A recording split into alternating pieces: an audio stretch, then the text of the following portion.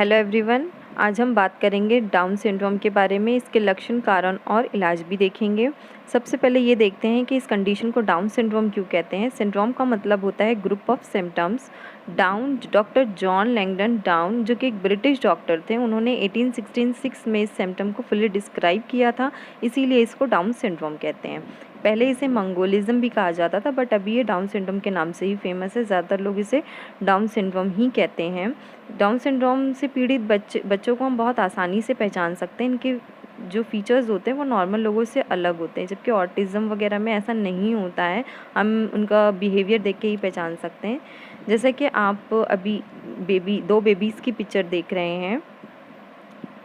इन babies को देखकर आप अंदाज़ा लगा सकते हैं कि एक बच्ची नॉर्मल है और एक बेबी जो है वो डाउन सिंड्रोम बेबी है।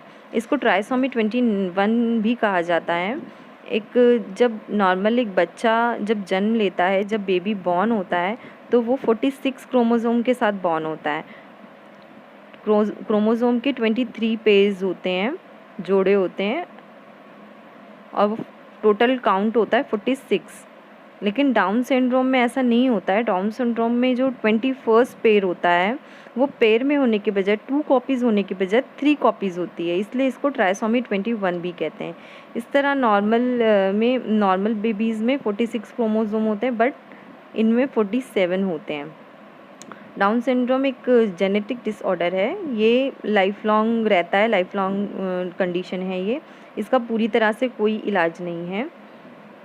जैसा कि मैंने बताया कि ये ग्रुप ऑफ सिम्टम्स है, तो इसके साथ साथ बहुत सारी शारीरिक और मानसिक समस्याएं हो सकती हैं, जैसे सुनने में प्रॉब्लम आना, कानों का इन्फेक्शन, आइज़ रिलेटेड प्रॉब्लम, मोतियाबिंद जैसी तकलीफ़, बर्थ के टाइम से ही हार्ट डिजीज़, थायराइड, इंटेस्टाइन से रिलेटेड प्रॉब्लम जिसमें ऑपरेशन की भी ज़रूरत पड़ सकती है, अनीमिया यानी खून की कमी, ल्यूकीमिया, मोटापा, ओबेसिटी वगैरह, ये सब प्रॉब्लम्स डाउन सिंड्रोम के साथ आती हैं। डाउन सिंड्रोम के अलग अलग इफ़ेक्ट्स होते हैं हर पर्सन पे। किसी को ज़्यादा समस्याएं होती है, किसी को कम होती हैं। सबकी समस्याएं भी अलग अलग हो सकती हैं। कुछ बच्चों को काफ़ी सीरियस प्रॉब्लम होती है, कुछ ऐसे भी हैं जो नॉर्मल लाइफ जी सकते हैं। इनकी एज जो होती है 50 to 60 ईयर्स तक होती है, अगर हेल्दी लाइफस्टाइल हो तो। कई लोगों को सहारे की भी ज़रूरत पड़ती है, लाइफ टाइम सहारे की ज़रूरत पड़ती है, और कुछ लोगों को कम सहारे की ज़रूरत पड़ती है। इन बच्चों के कुछ सर्टन फिज़िकल फीचर्स होते हैं जो कॉमन होते हैं, वो मैं आपको बताती हूँ। इनके हाथ चौड़े और छोटे होते हैं और एक ही लकीर होती है हाथ में। नाक और चेहरा चपटा सा होता है। आँख ऊपर की तरफ से झुकी हुई होती है। नाक और गर्दन छोटी होती है। कद भी बहुत छोटा होता है, हाइट छोटी होती है। आँख की पुतलियों में छोटे सफ़ेद धब्बे होते हैं। इसके अलावा गर्दन के पीछे की त्वचा बढ़ने लगती है। इनकी मेंटल एबिलिटी भी अलग अलग होती है। ज़्यादातर को माइल्ड टू मॉडरेट इश्यूज़ आते हैं, जैसे थिंकिंग, रीजनिंग और अंडरस्टैंडिंग में। डेवलपमेंट स्लो होती है, जैसे देर से चलना, देर से बात करना।